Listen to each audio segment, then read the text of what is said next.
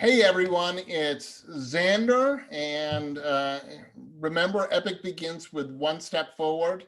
Today, I have the pleasure of being joined by Alli Shoemaker, who you may not know maybe that married name, but Alli, just take a moment, introduce yourself. Sure. So I'm Alli Shoemaker, formerly Sobiech. My name got cool right when I got married. So, yeah. So yep, I'm Zach's older sister. I'm the one in the movie who's eating a lot and texting my future husband. That's how I come up with it. So it was pretty accurate. Right. So for people who don't know, Zach Sobiech, there was a movie that Disney made called Clouds, and it is a beautiful movie. I actually just rewatched it yesterday, and it's a beautiful movie about kind of the end of Zach's life, and the music that he wrote, and this beautiful song Clouds that subsequently went to #1 on the iTunes chart. Yep. So my first question I'm dying to ask you, Alli, is what do you think of the movie? Oh yeah. You know what's really interesting is I watched it the same day that everybody else did, and I did that on purpose. I had the chance to watch it a couple times beforehand, but I watched it with my two sons who are 5 and 2.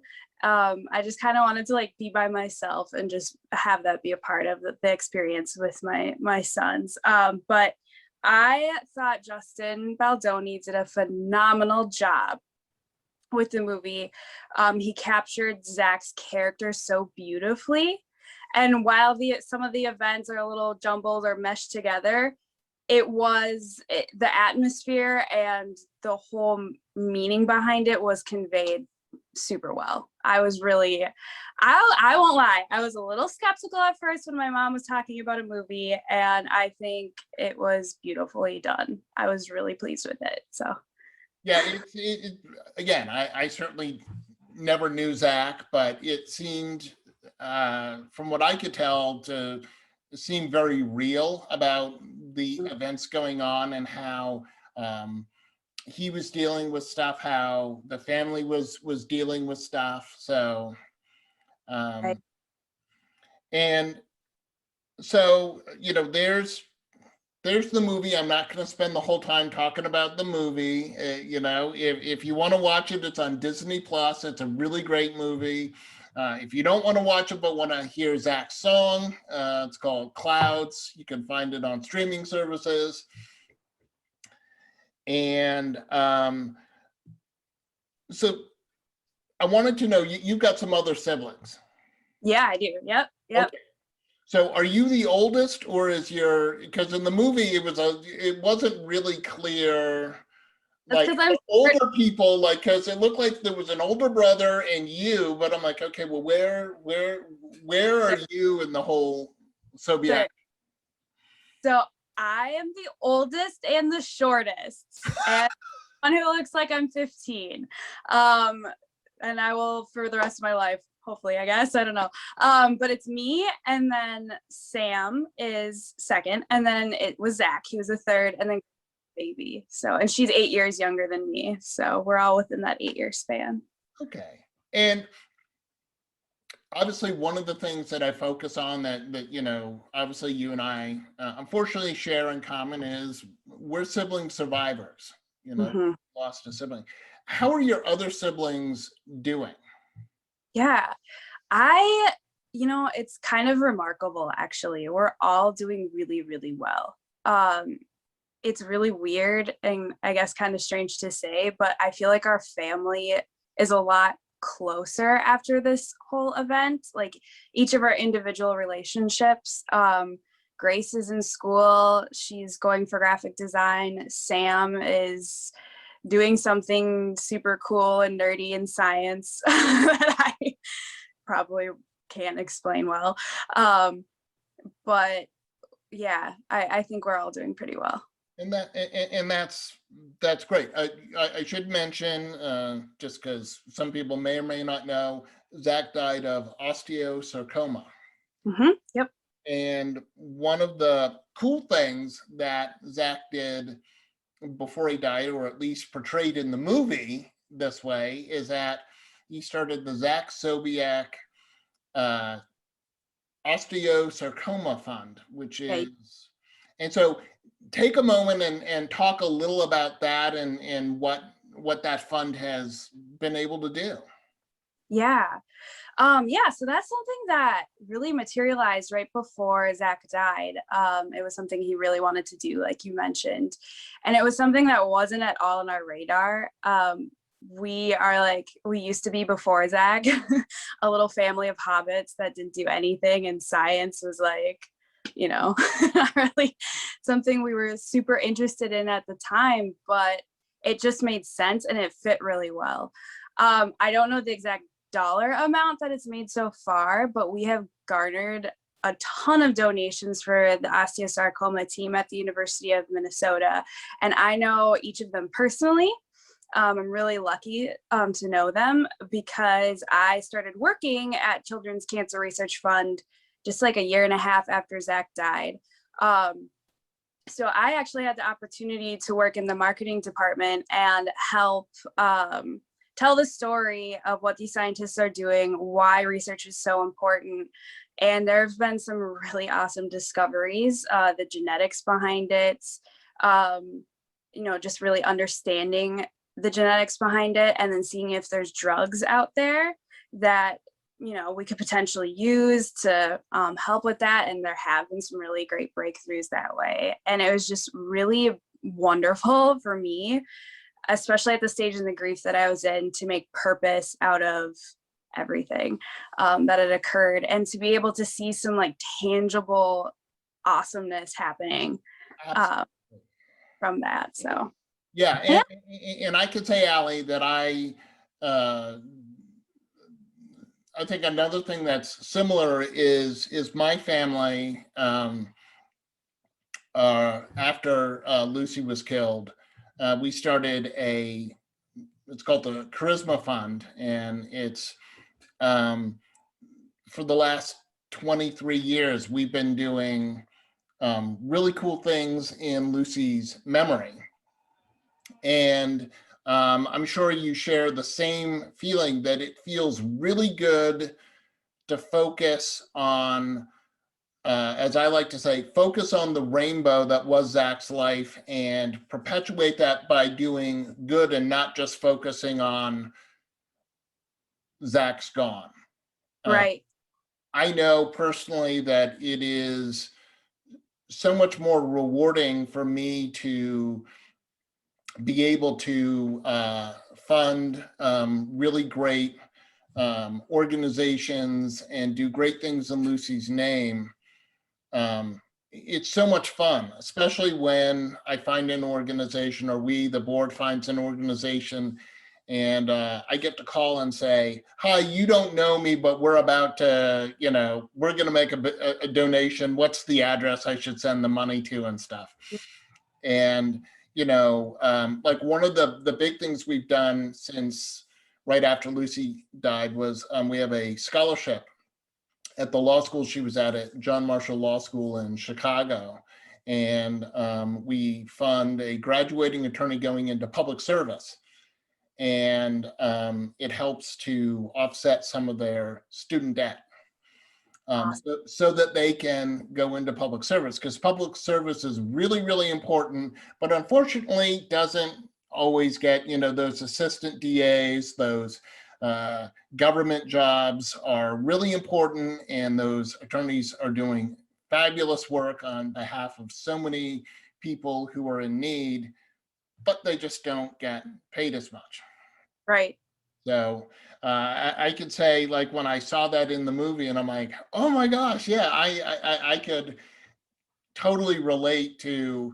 It feels so good to do good in memory of our sibling. Right, exactly. And it's kind of funny. it was a children's book that made me decide to approach grief that way. Right before Zach died, we had a social worker come in for Grace, and Grace did not want to go by herself. I think she was 14 at the time. Right. So I went and sat with her, and the social worker pulled out this book called Rabbitiness. I don't know if you're familiar with it, but if you haven't read it yet, you should get it. Okay.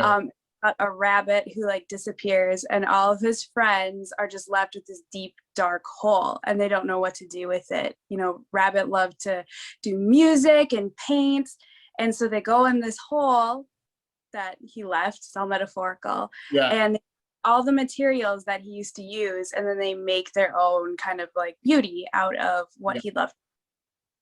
And it's kind of sad, but that changed my life as a 23-year-old. I was like, I have a decision here to make. I can either just crawl in this hole and do nothing with it, or I can follow Zach's example and continue to, you know, make beauty wherever I end up, you know. And it doesn't have to be big and extravagant. You just have to be willing to be generous with yourself. So Absolutely. I couldn't agree more. And you're right, it is very much of a choice. Do I choose to continue living my life? And look, you're a little busier because you got some work to do for Zach, right? And I'm busier because I got work I'm doing on behalf of Lucy. And you know, kind of that whole choice is how I got into writing my book about sibling loss, and doing the work I do to raise awareness for sibling loss and help other siblings, because it feels so much better to choose to do something versus not do anything, because life is a participatory sport. You know, today, if you didn't do anything, you just sat in bed with the covers up around your chin, the day would still go on. Your life would still be going on. You're not participating, but it's still going on. right. And, Exactly. and you're right. I mean, I talk about in my book, I talk about you have a choice. You can pull the covers up over your head, and 10 years goes by, and then you decide that you're ready to deal with it, everything. However, 10 years has gone by. Right. And Yeah. Time is a valuable resource, as we know, you know, absolutely. as Absolutely. Now, here's one of the things I want to ask you, because it does lead to kind of our part of our discussion, which is, do you find that people are always asking how your parents are? How are your parents doing? Yeah, my parents are doing really, really well. It's really cool to see how both of them have dealt with it, I guess, because they both decided to follow the same trajectory as me. Like, we either make meaning out of this or we don't. Right. And all of us dealt with grief so differently. I was more like my dad. I had a little bit of angst and anger about the whole thing. And my mom, of course, she's just such a cool person in general. So grateful for my mom, because I would be a much different person without her. But she just decided from this very diagnosis to make meaning out of it, and that helps lead the whole family. I think I credit her for a lot of us all being okay, because she was such a solid foundation. And you know, she has her hard days too. It's not perfect, you know. It is. All of us dealt with a lot of anxiety and whatnot, so, and we've dealt with that in different ways, but overall they're doing really well. She works for a Children's Cancer Research Fund too, and works with other families, which is just kind of her way that she is making use of her experience. So Absolutely. Absolutely. And, you know, I ask about how are your parents, because I'm originally from Boston. I was living in Boston at the time that Lucy was killed, and many people know my parents, and I'd be on the street and they'd stop and ask, "Oh my gosh, how are your mom and dad doing?" And yet no one asked how I was doing. yeah. And that's a common thing that happens for sibling survivors, is everyone focuses on the parents and no one or very few people actually focus on the siblings. Right. And yet,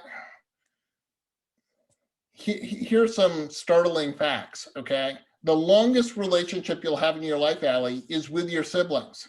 Mm-hmm. Parents, it's with your siblings. And your siblings, for good or for bad, no matter what your relationship with them is, they're probably some of your best friends. Yep. They know you better than you know yourself. And sometimes. Yeah. well, but like seriously, think about when you would argue with Zach, right? When you had an argument, you did not start off nicely. You're swinging for the fences. You're saying the things that you know are going to hurt him, and he's saying the things that are going to hurt you. That's how siblings are, because you got their dirt.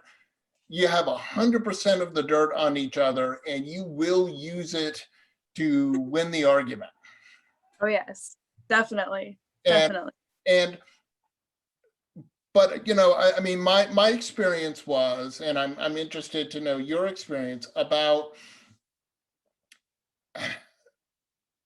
people not acknowledging like your loss, because Yeah. our siblings are, to quote my good friend Dr. Heidi Horsley, when you lose a sibling, you lose your past, your present, and also your future. Yeah. That's so true. I think about that a lot, actually. Yeah, not a lot of people ask about it. They ask how your parents are doing. And it's really, I have really struggled with that because you think to yourself, like, was this a valuable relationship? Do I deserve to be this sad? At least it wasn't my kid. And you know, you're kind of automatically pushed into the background, but you still like feel that cavern, you know? Your loss is no less significant than your parents. It's different, but it is, I mean, I went through this myself 20 plus years ago, where I started to wonder whether my grief, my loss was less important. And the answer is Yeah. no, it's not less important. It's equally as important. Our siblings serve such an important, they're important pillars in our life. Right. And, you know, one of the things that I'm not sure if you've ever heard of the Compassionate Friends, but it's familiar. Tell me about it. okay. So they're an organization which is for families that have lost a child. Okay. Okay, so you know, parents and grandparents and aunts and uncles. But the best part is we have this awesome sibling group, right? Cool. And there are, it's you know, the pivot that got made during COVID, and now like almost every night, I think it's like every night, if not, it's at least 6 nights a week, there is a sibling Zoom meeting, right? Cool. And there's writing and there's art, and it doesn't matter. And then inevitably there are people who, after that's done, just hang out. But it's what makes it really cool. And I did not discover Compassionate Friends until like 6 years ago. Knew nothing of them. Wish I had. But these siblings are, they are my brothers and sisters. They are great. And I just want to let you know, and you could let your you know, your brother and sister know, that here's a place where you can come in and everybody gets it. Yeah, that sounds beautiful. And you walk in and you're like, oh my God, 15 people asked about my parents, and you know, I was having a totally crappy day and no one asked how I was. Yeah. Right.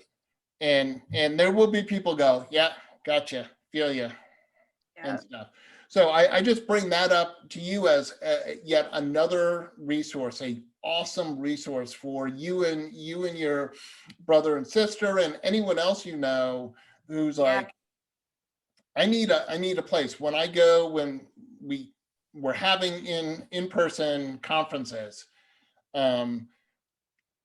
going to national was like, it was like going back to your family. Here are these people that you don't even necessarily know anyone. I walked in, I knew no one. I was like, I'm old enough to be a lot of these people's dads, and yet they're like, you're a sibling. That's all that counts. That's so cool. It That's is. so cool. Hmm? Because I think you're probably the first resource I've found that's like adultish siblings, you know? Yeah. There's a lot of like little kid sibling things out there that I've run into, but you're the first since Zach died that I know about. So it Well, is. there we go. And I mean, I do want to let you know, I'm always, if you're having a bad day, Allie, whatever, like just honestly call me, reach out, because I get it. I get Yeah. it. And I get how hard, how lonely it feels. I mean, Mhm. that's a big part of what I'm trying to do is raise awareness to say, ask siblings like how they're doing, because I think that the the lack of acknowledgement of our loss leads to a lot of mental health issues. Mhm. And Yep. I could never do a study to sort of prove causality, but also um, self-medication and stuff like that. Because it's horrible to say I had this tremendous loss and no one's saying anything to Right. me about my loss. Everyone's about the parents. And again, I hope I never have to know what it is to lose a child. Right. Exactly. I can't Yeah. imagine what my mom and dad went through and my mom still goes through. However, what my sister and I go through, what you're going through, what your brother and sister go through, and anyone who's lost a sibling is equally as important. And um, knowing that there are other people who get it is so much better, because I'm sure you've had those days where even your close friends who want to help you, they just don't get it. And when you get to talk to someone who you start to talk and they start to nod and you have that like you get me and you know what I'm talking about, so I don't have to explain everything. They like fill in the blanks for you. You're like, They oh, do. And then you actually get to talk about the thing that you need to talk about, because there's that shared experience of, yeah, I get that. Be it a anniversary, Mhm. uh, you know, Christmas, whatever, right? Going going to some place that you went to with Zach and you haven't been back there, and then you think, oh my gosh, this is going to be hard. And what I like to tell people is, like with Christmas or whatever, oh my God, Christmas is going to be so hard. It doesn't have to be hard. It may be. Zach's birthday may be hard, but it doesn't have to be hard just because it's that day. And frankly, those anticipated days are actually, I think, easier because we can kind of put our armor on and be braced. Yeah, you're like kind of prepared for it not to be It's the same. it's Yeah. more the unexpected things in our days and weeks Mhm. where a song sent something Yeah. like the train is off the tracks, and it's sometimes the stupidest little thing that just throws your day completely. You're like, oh my God. Yep. Yeah, that happened to me like right before the 4th of July, because Zach was the one who always got the fireworks and always did stuff in the road and whatever. He's a boy. And yeah, and it was just so quiet.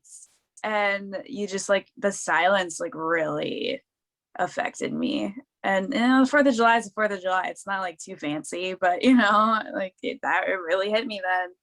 Um, and also like this time of year too, just because this is like when he got really sick.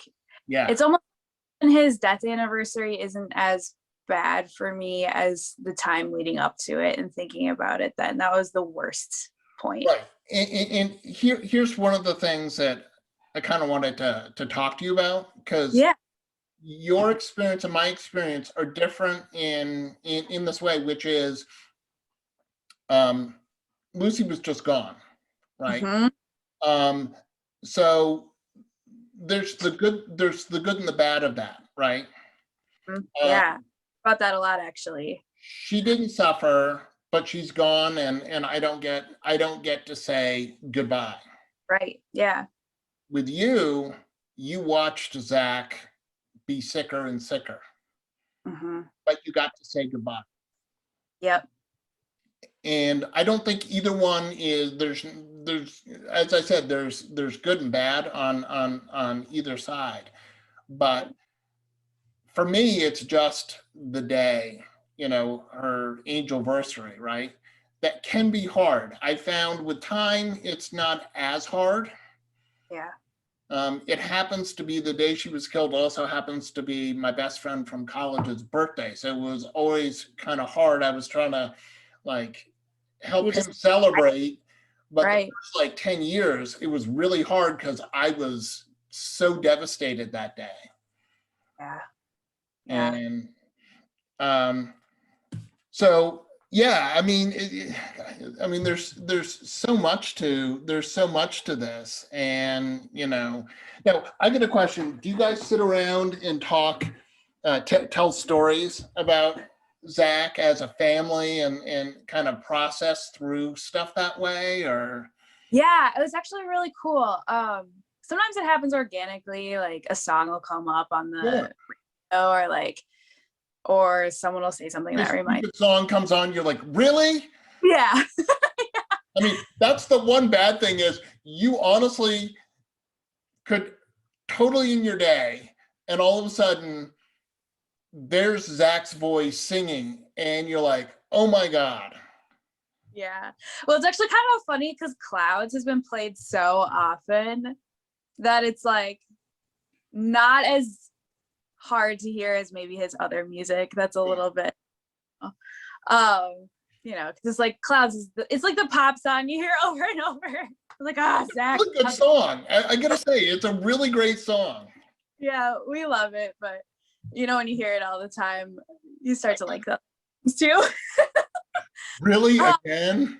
Yeah, but it was really cool because my mom, because she did a republish of her book, we went through the publishers, I think, wanted a list of music Zach had listened to.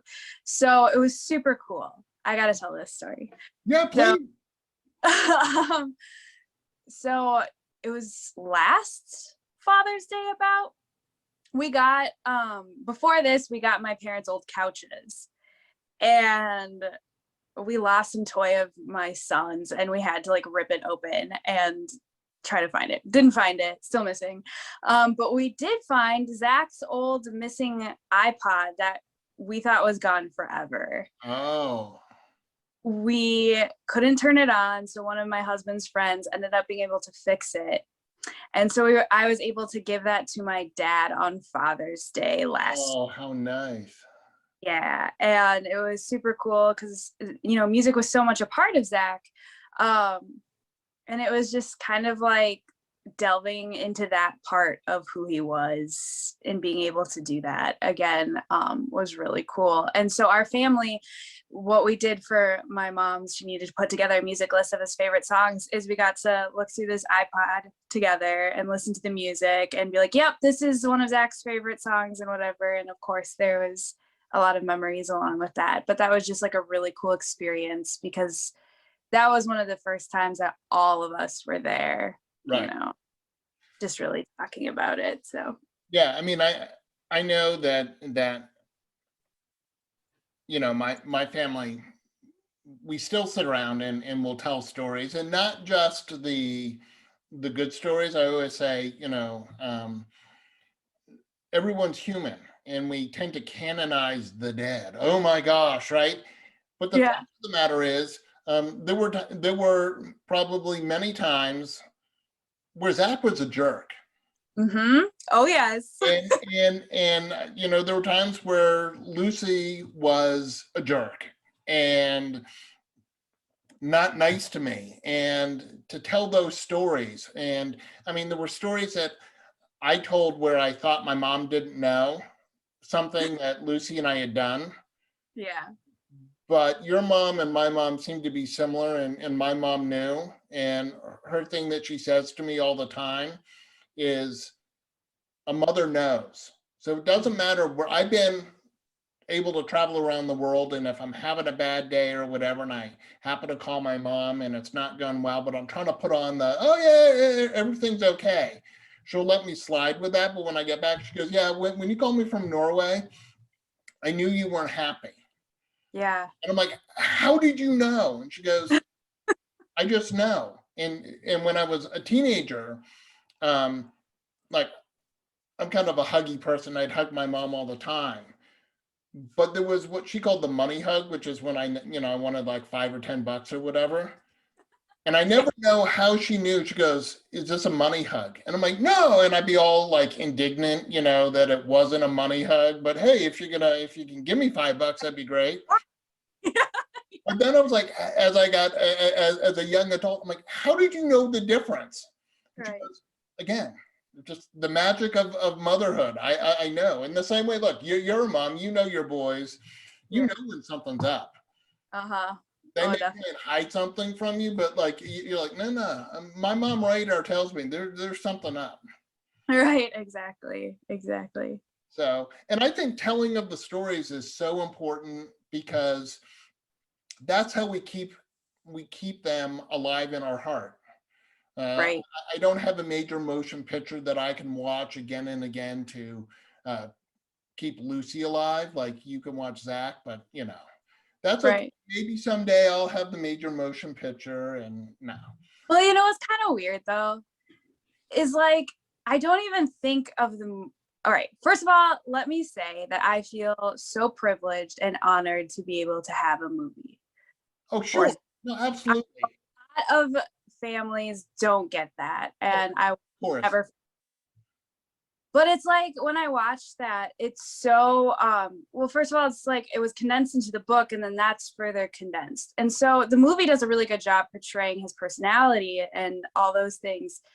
But like my story is like a total undercurrent. My story with Zach isn't there. Like That's what I was going to say. It's like in the movie, like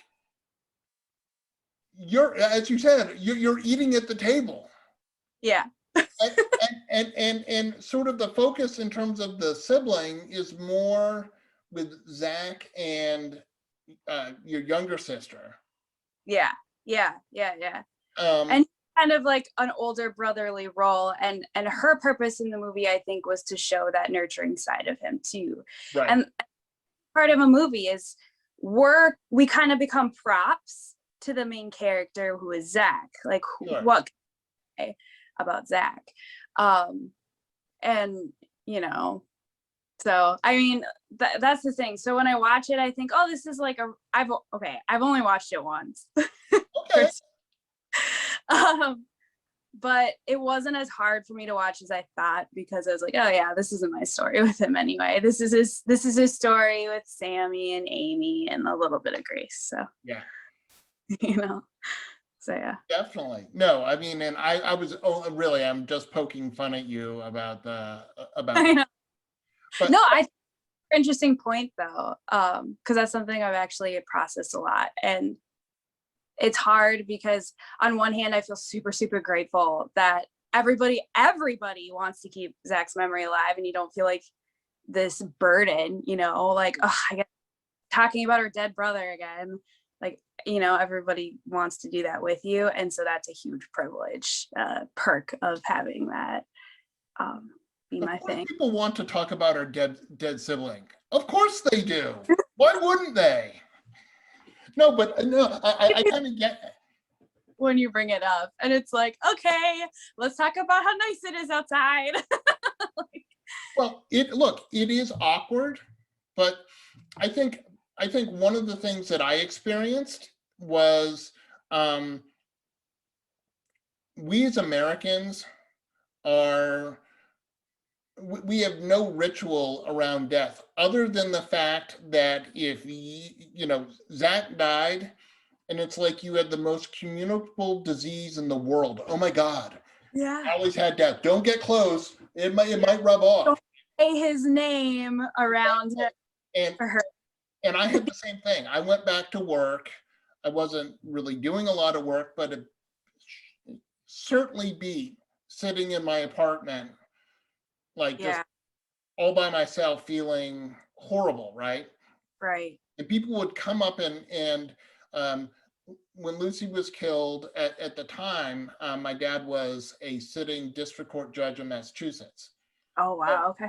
judge's daughter gets killed, and the man who killed my sister was a convicted felon, had spent 8 of the prior 10 years in Joliet prison, you know, had a 4-page rap sheet. So it's like convict kills, you know, kills judge's daughter, and all of this. So it was all over the Chicago press and the Boston press, and like How were you older than her, and how old were you? I was 28, she was 30. Okay, so you were the younger brother. Okay. Yeah, and then I have a younger sister Okay. who was 25 at the time. Okay. And so everyone knew, and I went back to work, and people came up and they'd sort of stop, and then they'd move on. And I put a sign up outside that said, "It's okay to talk to me." Oh, that's so smart. That's so And, smart. and then the other thing I wanted to share with you, and please feel free to use this, Alli, and you can tell your brother and sister, which is um, there is no miracle sentence that will make it better for me, and I don't have a miracle sentence that will make it better for you. But Right. that's okay, right? Yes. So awesome. Yes. Because that actually brings something, if you don't mind me saying. Please go. You know, at CCRF, we did some work, which Children's Cancer Research Fund, around grief and what to say to somebody and what not to say to somebody who's experiencing grief. And the older I get, I'm like, there is really no right or wrong thing to say. And it's so, I mean, there's really wrong things to say, I guess, but I think it's so dependent on the person. And we can recognize when people are actually trying, you know, and there is an extension of, you know, forgiveness if they totally screw it up that I've learned to give. Cause I'm like, at least you showed up for me, Well, you know? again, I always, until Lucy was killed, I always thought that a receiving line after a funeral was a just inhumane, sadistic thing. Because I'm standing in line. What the heck am I going to say to these people, right? Mm-hmm. I'm only going to make it worse because I'm here acknowledging their loss, right? But I did learn that when I was the one standing there and people were coming through, that the 2.5 hours that I was standing there, it was very cathartic, like in not only me, but my whole family, that all of these people knew and loved Lucy and wanted to come express their loss. And it's a two-sided thing, which is for both sides to have their loss or grief acknowledged. Yeah. That's why we do it. And I think coming back to acknowledgement, grief acknowledgement is really, really important. And when it doesn't happen, as you sound like you've experienced, and I know I have, it's very lonely. Mm-hmm. And it's hard when you don't feel that you have a community who gets you. Yep. And again, I'll just shamelessly pimp the Compassionate Friends to as a great organization, and the Sibling group is so strong. It's got great leadership that is there to help people and to give a voice and to give a place for wherever you are on your journey. I'm obviously down the road. I'm the seasoned and wizened, Wise sage. you know, um, but I really have a passion for helping other people, because I'm like, I understand what that's like. The same way that if you were put in contact with someone whose brother or sister had osteosarcoma, there's probably so much that you could tell them that helps them on their journey and maybe makes their journey just a little easier. Not an easy journey. Okay. It's not something that I would wish on anyone, right? And I think all the time about what would Lucy be doing? What would Lucy think of, this, or she's not here to share the birth of my daughters, or, or whatever. I can tell you the year that I turned 30, I was terrified the whole year. Really? I'm like, I became the oldest child. Yeah, that whole change of, and my parents never said, you're the oldest child, you have to do this, but there are, and I talk about it all the time. I talk about it in my new book. I'm not trying to pimp my new book too much here, but I talk about that the change in family structure and the expectations that someone who is the oldest, what the expectation is. Yeah, I actually have never thought of that before. That's super interesting. And that makes me really think about how that must be for Grace. So that's super interesting. Yeah. And I mean, your sibling position didn't change. Right. It didn't really change because she's always been the youngest. Right. That's true. Yeah. Not to take anything away from Grace, but I went from being the middle child to now I'm technically the oldest child. I still, 23 years later, think of myself as a middle child.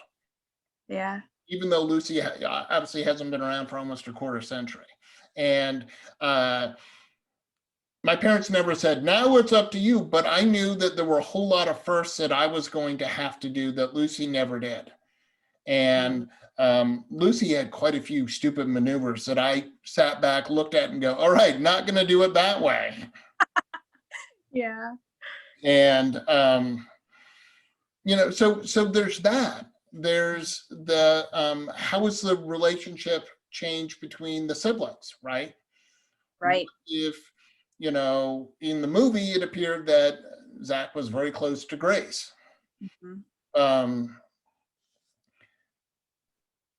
does that, how do you think your relationship with Grace, and I'm sorry, I'm forgetting your brother's name, but Sam, how do you think that relationship has changed? I think so, because there were like two pairs, it was always Sam and I and Grace.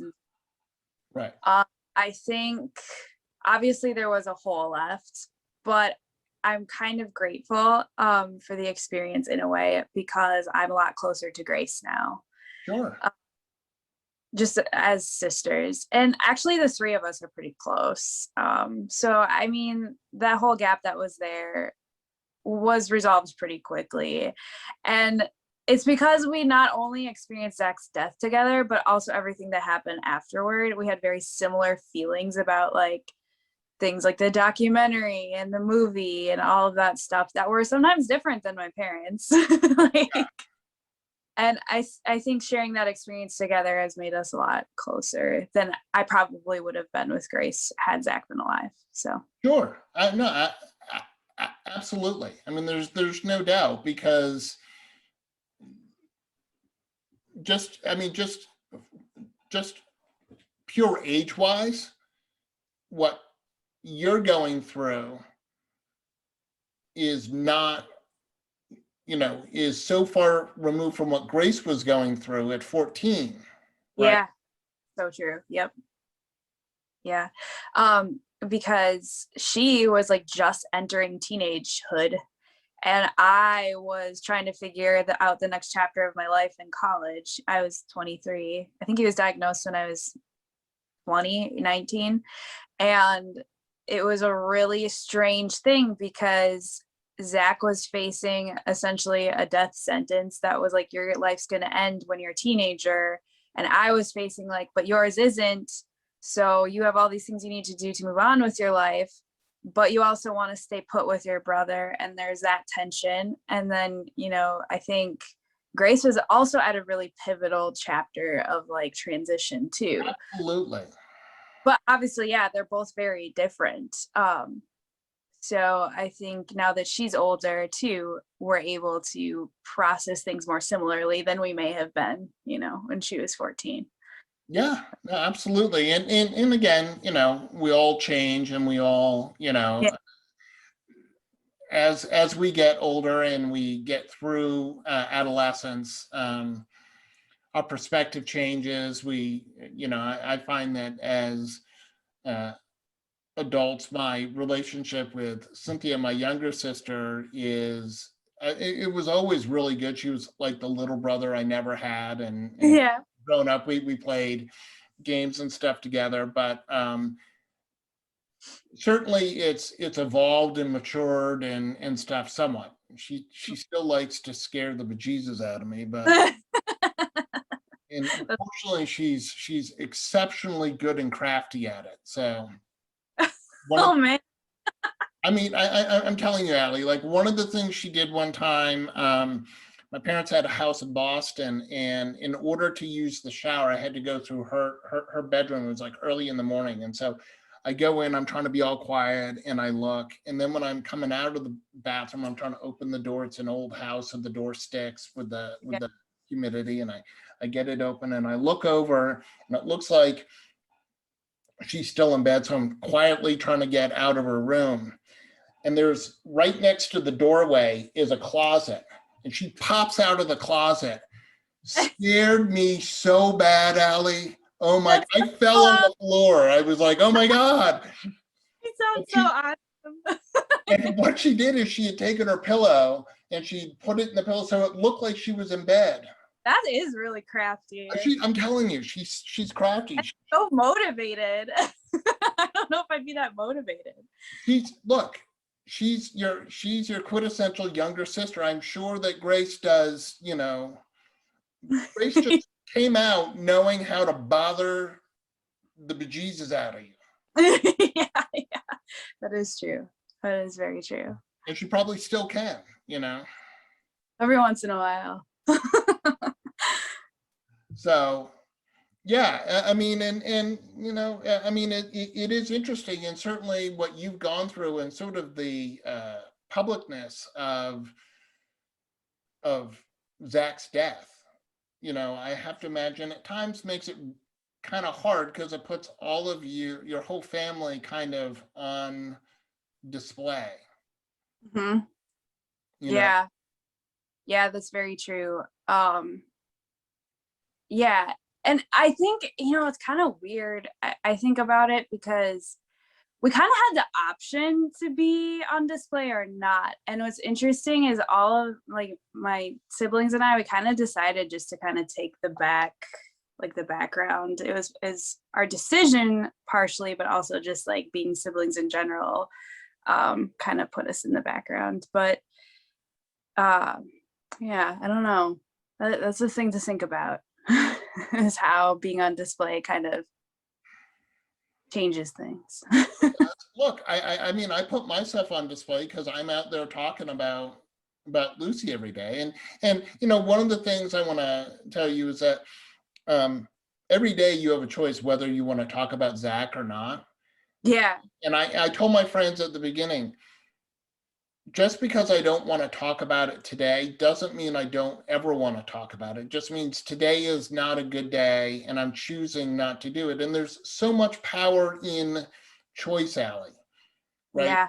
I am defining my loss. It is not defining me. Mm-hmm. Yeah, and that definition can change every day, but it's still in your control. Yeah. Right. And if you go, I'm choosing today is not a good day, so I'm going to choose to climb into bed and pull the covers up over my head. Okay, you've made that choice. Mm-hmm. Yeah, exactly. Or you know, that to your friends, because I've experienced people really close to me like with all the movie stuff going on, because I'll be honest, during the whole documentary process was really hard for me. I was really mad all the time. And I felt like anytime there was a camera in my house, it was taking away from the time I was getting with my brother that I knew was going to be up pretty soon. And I had decided to stay home from a study abroad trip because I wanted that time with him. Mhm. And pissed off at my mom because she was doing all these exciting things with Zach. And I was like, but that's supposed to be my time. Can't remember where I was going with this because I'm just like thinking about that whole process, but it was hard. It's So, kind of about the choice, yeah, and I can hear from you. It sounds like you're like, I had made a choice to spend time with Zach and I didn't, and there were other people who were interfering with this time that I had. yeah, vying for that time that was very limited and very obviously limited, Right. So yeah, thank you for bringing that back around for me. I get into that chapter and I just think about how it was, and it was really intense, and then I forget everything else. And I get that. But it is about, I mean, I try and encourage people, like, define your loss, because it's a loss. Yeah. And Well, I remember what you were saying about how you were telling your friends, like, some days you don't want to talk about it and some days you do. And it doesn't mean I don't want to talk. Like, if I don't want to talk about it one day, it doesn't mean I don't want to talk about it another. we in America have, like, we're horrible with death. We literally are like ostriches. Oh my God, just don't even talk about it, right? I actually ended up acknowledging it way after the fact. And someone was like, I'm just not good with death. And I think part of like why you is to help people learn how to talk about it. It's okay. It's healthy. It's reality. A big old reality. So as indestructible as you and I are, we are both going to die at some point. mm-hmm. Mm-hmm. Exactly. And I always talk about and think about this, like, I'm really, really grateful that if my brother was to die at all, that it was when I was as young as I was, because it prioritized a lot of things for me really early on. Yeah.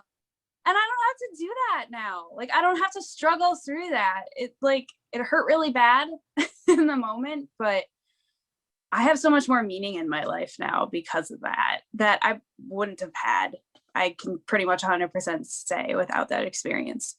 And I think people get a little freaked out when I bring that up, because I don't want it to sound like I'm super grateful that he's dead, because but I can glean the goodness from it. Right. And it's not that you're glad that he's dead, but what you're looking at, Alli, and I think the same way I am, which is, this isn't defining who I am as a person.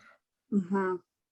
This thing happened to me. I'm acknowledging it, but I'm also I am looking for the lessons, the knowledge that I've gained from it, and I'm moving on. I can say Zach's name. I can acknowledge him. I can talk about him. I can talk about the good. I can talk about the bad. I can talk about the good and the bad of Lucy. But frankly, when I talk about Lucy, I keep her alive in my heart and in my life and in the universe. Mm-hmm. And you and your family are doing the same thing for Zach. And how awesome is that, to say, yeah, Zach or Lucy died, but they are still alive in our life, and we want to share that with other people. That's awesome. Yeah. And like, what a testament to like love too, I think. Absolutely. Because I think this is in the movie Interstellar. But it's like the one thing that still exists, even if the other person is gone completely, and how mind-boggling and like nuts that is. Zach made me a very existential person. And like Would he the make whole, fun of you for being so existential?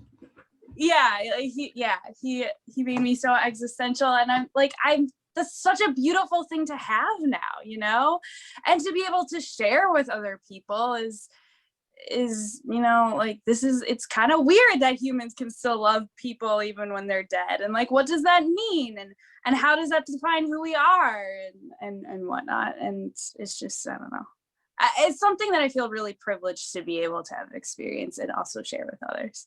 Absolutely. I think you're doing great, Alli. Thanks. I think you're doing great. Well, look, believe it or not, you and I've been talking for an hour. How was Oh, I could talk to you for another hour. No, I know. Well, hey, you never know. Maybe there's the part two with Yeah, that was Alexander fun. talk about that. Yeah. I want to thank you so much for coming on. Of course, yeah. And my name is Xander Sprague. Epic begins with one step forward. And remember, epic choices lead to epic lives. All right. Thank you so much. Of course. Thank you.